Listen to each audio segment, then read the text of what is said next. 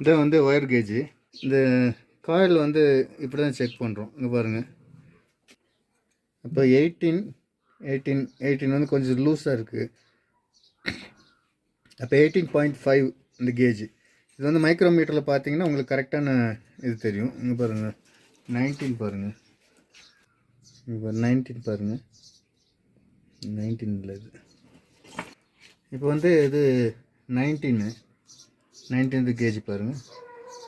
16, 17, 18, 19, 16, 17, 18, 19.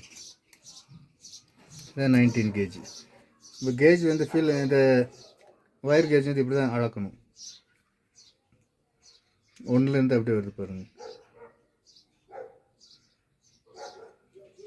31, 32, 33, 34, 35, 36 வரைக்கும் நம்ம மெஷர்